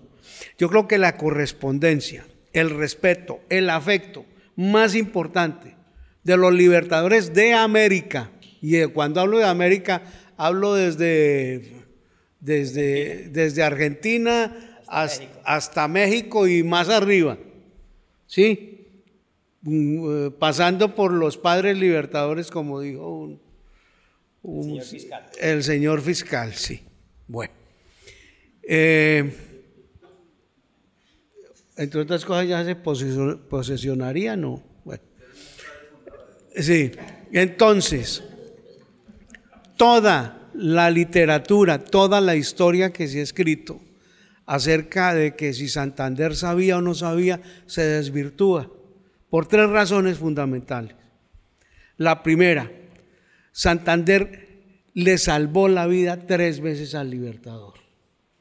Entre ellas, la última, mes y medio antes de que existiera la nefanda noche septembrina, ¿sí? En el Coliseo Ramírez. Santander era un hombre que medía 1,87. Entonces hacen a la famosa fiesta de las máscaras. Invitan a Santander, que estaba enfermo, pero le pasan un dato por la tarde. A Santander le llega una nota de nada más ni nada menos de Pedro Fermín de Vargas, diciéndole que va a haber molestia por la noche, en la noche de máscaras. Entonces Santander le dice a Pachito, que era su amanuense, el ballet que andaba con él para arriba y para abajo, le dice que le aliste los arreos y las ropas que se va a levantar. Y entonces Pachito le dice: no podemos porque usted está enfermo. Dice: no estoy enfermo, ya me acabo de mejorar, y nos vamos los dos para el Coliseo Ramírez, que queda exactamente donde hoy queda el Teatro Colón. Estaban ahí. Llegan más o menos hacia las 6:30, 7 de la noche, y Bolívar está en un corrillo con Córdoba y otros oficiales. Santander se acerca y le dice en secreto: nos tenemos que ir. Y entonces Bolívar le contesta: pero ¿cómo hacemos que no se note? Dijo: muy sencillo, usted cabe aquí.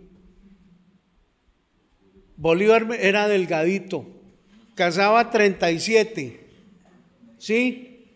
Medía 1,63. Pues se lo llevó en la capa que llevaba Sarguel y lo sacó del Coliseo. ¿Sí? Esa es una. La otra es en Soacha, que ya tenían todo montado en cabeza de Pedro Carujo y todo eso para hacerle el atentado en Soacha. Y Santander, no es que dicen que le mandó a decir con Manuelita, no. Santander personalmente fue y le dijo al Libertador, no vaya a Soacha, porque va a haber un atentado contra su excelencia. ¿Sí? Fuera de eso, cuando le salvó la vida en los llanos del Casanare. Sí, en el Rincón de los Toros. Entonces, son evidencias de que Santander no solamente era un hombre fiel al Libertador, sino otra cosa supremamente importante. Era el único que le decía la verdad a Bolívar. Aquí la historia ha sido muy injusta, mi querido doctor Armando. Yo le pongo un ejemplo muy claro.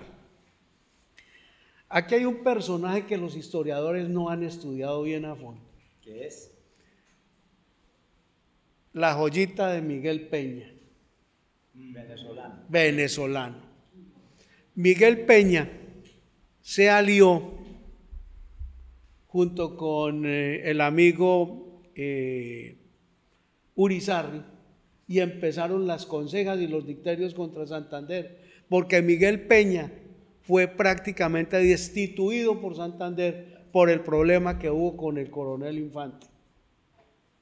El coronel Infante había comprado una muchacha por 5 reales, de los cuales solamente había pagado 2, una niña de 15 años. Y entonces cuando él va a visitar a la muchacha, encuentra a Contreras, el otro oficial venezolano, lo arrastran, lo saca de la tienda, la mamá tenía una tienda, y lo asesina en el puente de San Victorino. Santander dijo además hizo una declaración cuando ejecutan a Infante, ¿sí? Diciéndole, los oficiales que dieron la gloria por la libertad de América también tienen que ser juzgados en los crímenes que cometen contra la población. Santander era un hombre recto, claro, con sus defectos, ¿sí? Con sus miserias, con todo lo que ustedes quieran, pero con su gloria también. Y la correspondencia más importante de 2 prohombres latinoamericanos, por encima de cualquiera, existe entre Francisco de Paula Santander y el Libertador Bolívar. Yo cierro esta parte con una frase que toda la vida la he utilizado, que dijo Enrique Caballero Escobar. Dijo, para exaltar la gloria del Libertador no es necesario roer la estatua del general Francisco de Paula Santander. Muy bien, en la correspondencia de la década a partir de 1826, Santander empieza a quejarse de dolores. Dolores que se van a prolongar durante todo el tiempo, hasta que finalmente lo llevan a la tumba de 1840. ¿Se sabe cuál era la dolencia que siempre lo persiguió, que le causaba tantos dolores? Sí. Un cálculo biliar. Y un cálculo que era mejor dicho, era del tamaño de un huevo de codorniz, que ese cálculo todavía existe. Además le voy a contar cómo se rescató ese cálculo.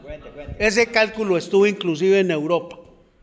Póngale cuidado. Cálculo biliar. Sí, el cálculo biliar que mató, finalmente llevó pues a la muerte al general Francisco de Paula Santander.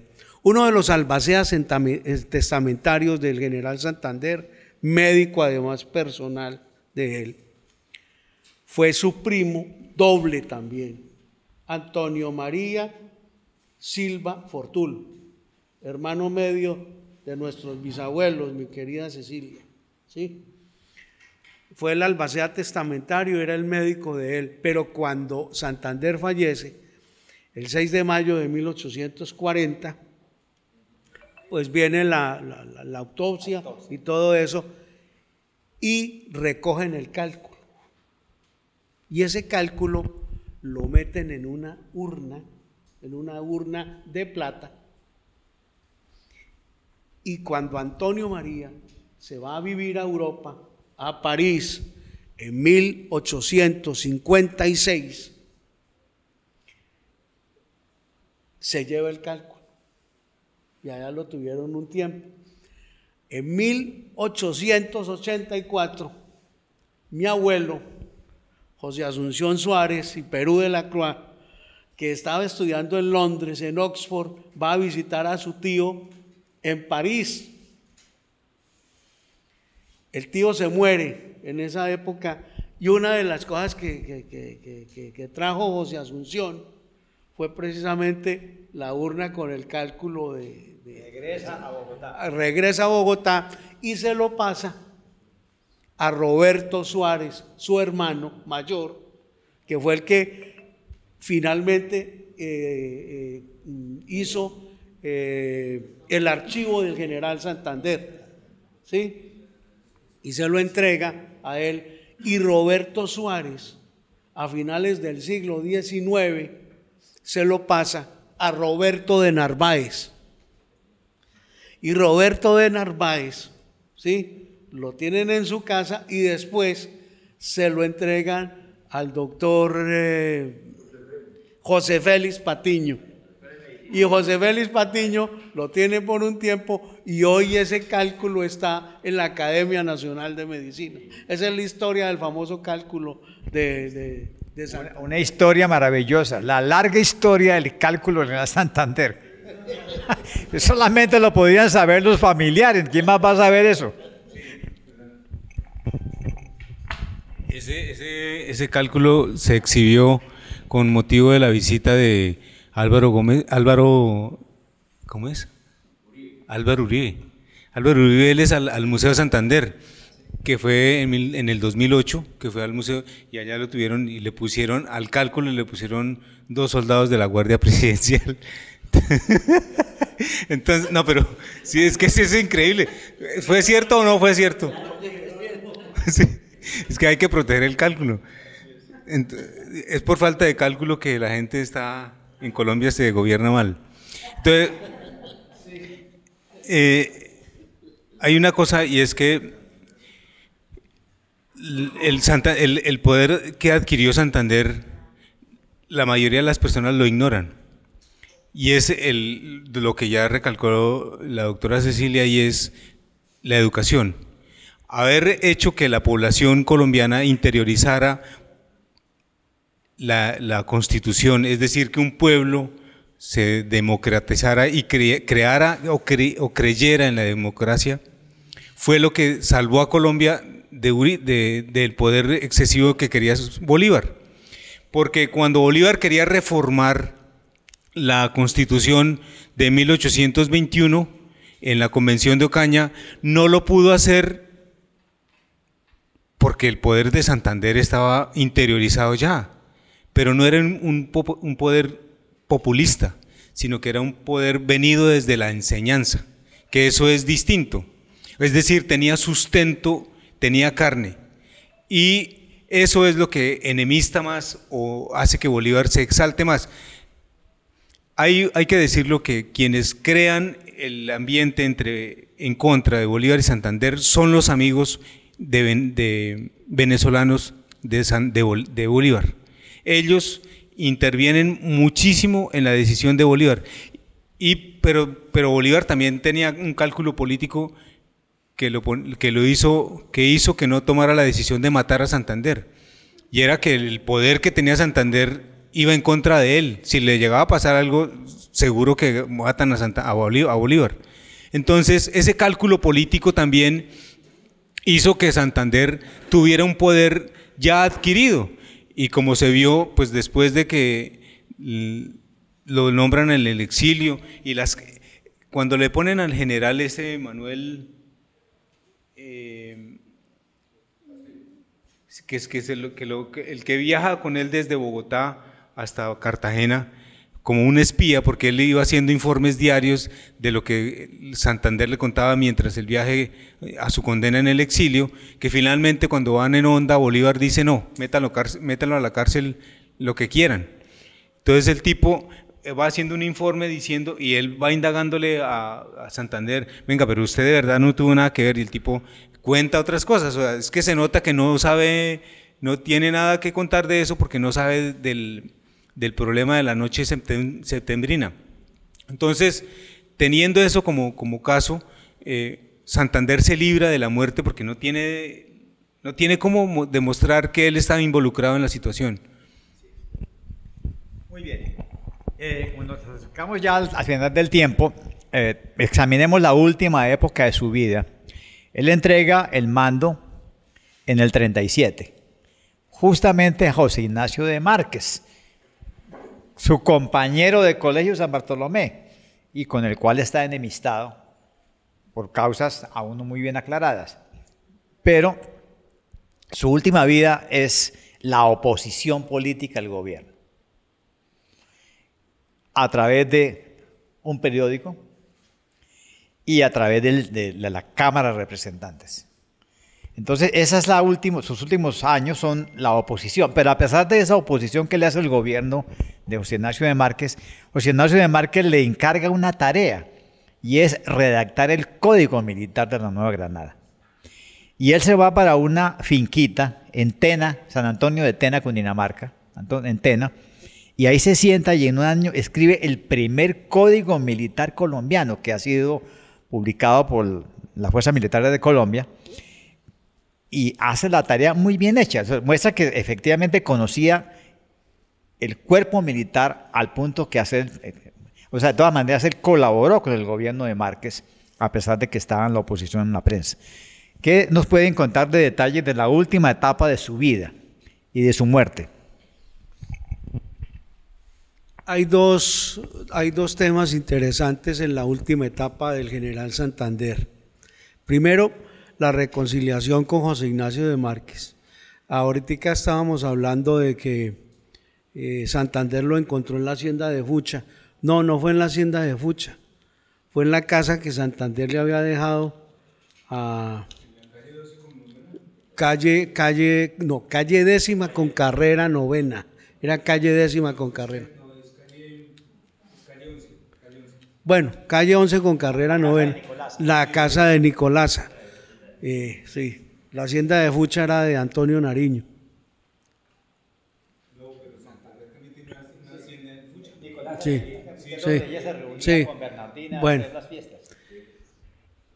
durante la última etapa del general Francisco de Paula Santander, hubo una cantidad de reflexiones que él inclusive las hace ver en su diario. Era un hombre supremamente organizado, y Santander era un bibliófilo además, y era un hombre que le gustaba escribir a 3 tintas.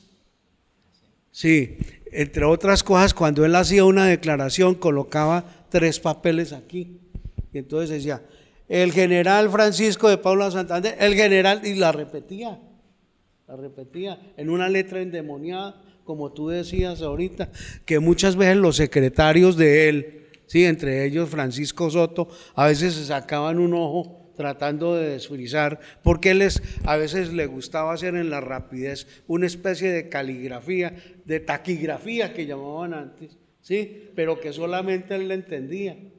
No era, Bolívar también tenía la misma maña, llamémoslo así, porque Bolívar era un hombre que dictaba 3 cartas al mismo tiempo con 3 secretarios ahí. Entonces viene un caso para reflejar que así como Bolívar fue el más grande de los americanos, Santander fue el más grande de los granadinos. eso es indudable. La última etapa de Santander fue una etapa supremamente reflexiva, una etapa donde él en su diario, o sea, en su archivo particular, empieza a esbozar el legado de él, mejor dicho, sobre todo en su columna vertebral determinante para los cimientos de una nueva república, como fue la educación y la instrucción pública. Fue un hombre que tuvo una visual impresionante desde el comienzo, un hombre que le ahorró, fue el mejor administrador de la cosa pública. El mismo Libertador se lo dijo a él en innumerables ocasiones. Santander fue un hombre que tenía una particularidad muy grande, era un hombre de una observación con un ojo de águila impresionante. Él, por ejemplo, cogió los conventos de esa época, ¿sí? Y nosotros no vamos a construir más, y aquí los tenemos, y aquí tenemos la Casa de Educación. Lo que hay que hacer es abrirla para que entre la gente, ¿sí? Y siempre habló de esa instrucción pública, no en una pirámide, de arriba hacia abajo, sino de abajo hacia arriba, ¿sí? Era un Pareto que él hacía, que después lo cogieron otros educadores, que era del 80 y el 20%. No, él volteó ese Pareto, el 80 lo puso en el pueblo y el 20% para instruir a aquellos maestros que debían llevar el conocimiento hacia las clases menos favorecidas. El decreto, por ejemplo, de febrero del 26, ya para cerrar esta intervención, lo habla así, es cuando abre también los conventos para las niñas, entre los cuales se opusieron dos personajes de esa época. Uno, José Manuel Restrepo, y el otro, Miguel Santamaría, que cómo así le iban a abrir el colegio a las niñas, si las niñas estaban era para atender a los maridos y para la costura. Así dice textualmente la declaración de ellas. Entonces Santander fue un hombre que dejó los cimientos, las bases fundamentales de la nueva república. Fue el arquitecto civil de esa nación y fue el que puso ladrillo por ladrillo, y fue un hombre que le hizo seguimiento a todo. Por eso le hablaban de cicatero, de tacaño, lo que fuera, porque Santander cuidaba los recursos públicos de una manera, yo diría, casi que enfermiza. Bueno, para cerrar, les voy a hacer una pregunta. Tan simple, una pregunta. Santander fue muy explícito sobre el modo como debía ser inhumado en la tierra, con detalles. Me mandan en derechura al cementerio central de Bogotá. Quiero que alguien redacte una frase sobre qué fui yo para la Nueva Granada. Quiero que sea una tumba para mí solito. Y durante 100 años no le hicieron caso y se necesitaron 100 años para cumplir esa cláusula. Para empezar, lo tuvieron 7 días dando vueltas. Luego la esposa lo exhumó y se lo llevó para la casa. Murió y lo metieron en la tumba de la hermana. Pero pasaron 100 años y al fin lo tenemos tal como él dijo. Pero ahora se le ha ocurrido a las autoridades del norte de Santander exhumarlo y traerlo a la Villa del Rosario, contrariando su disposición testamentaria. Eso se llama la batalla de los huesos. ¿Ustedes qué opinan de esa pretensión de los rosarienses? Doña Cecilia. Yo lo único que pienso es que la primera persona que fue enterrada fue el hijo de él, que tenía que enterrarlo en alguna parte. Entonces fue el que inauguró, digamos, el cementerio. Pero la idea que se tiene, no. ¿No estás de acuerdo? No estoy de acuerdo. Hay un cuento maravilloso de León Tolstoy que se llama La tierra que necesita un hombre. Había un hombre que tenía muy poquita tierra, o no tenía, pero un día vendió una vaca y logró comprar un pedacito de tierra, y con eso en la tierra la volvió tan productiva que con eso se compró otro poco de tierra. Y con ese otro poco de tierra se volvió muy exitoso, y le dijeron, ¿sabe qué? Hay un grupo de trashumantes que venden tierra al lado de Siberia y venden por 1000 rublos, venden la tierra que usted necesita. Y el tipo dijo, claro, perfecto, eso es lo que yo necesito. Mucha tierra porque yo sé trabajarla y yo soy muy productivo. Entonces llegó a esa comunidad y le dijeron, para que se la dejen barata, lleve vino y toda la cosa.